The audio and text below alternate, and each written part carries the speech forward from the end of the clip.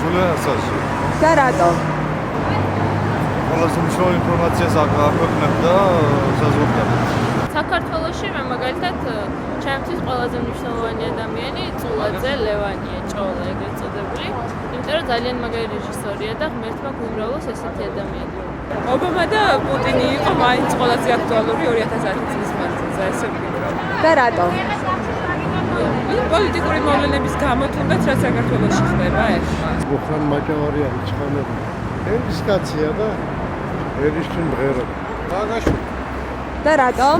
სოფლიო გეოპოლიტიკურ მდგომარეობის გამოსწორებას ძალიან სერიოზული ნაბიჯები გადადგა დღევანდელმა მთავრობამ. სააკაშვილმა პირველ რიგში, იმიტომ რომ ევროკავშირში ბოლო გამოსვლა იყო ამის ყველაზე კარგი მაგალითი. ჯულიან ასანჟი უფრო ჩემთვის ესეთი მნიშვნელოვანია მის მიერ გავრცელებული ინფორმაციები. საქართველოში ალბათ პატაპუს ჭულაძე ჩემთვის და სხვა არავინ არ მაქვს. და რატომ პატაპუჭი? იმიტომ რომ ძალიან კარგ საქმეს აკეთებს, ქველმოქმედებას ეწევა ბარაკ ობამა. და რატომ?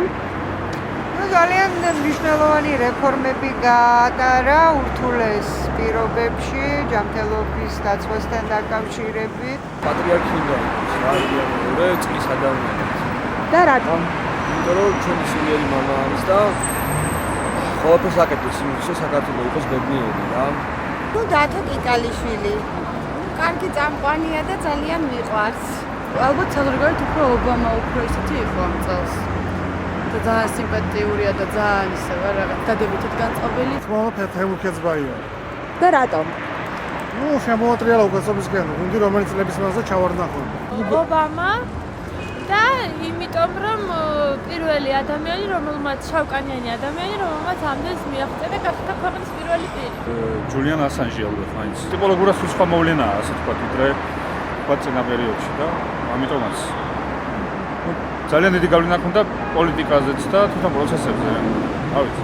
საქართველოს კათოლიკოს პატრიარქი ილია მეორე. იმიტომ რომ მართლმადიდებლობა მოიტანა ყველაზე კარგად დღევანდელ დღემდე. ასანჟი. და რატომ? იმიტომ რომ ანუ ისეთი რაღაცები აღმოაჩინა, ბომბი ააფეთქა მოკლედ, რა, ანუ ისეთი ინფორმაციები ჰქონდა თურმე და არავინ იცოდა, მაგიტომ.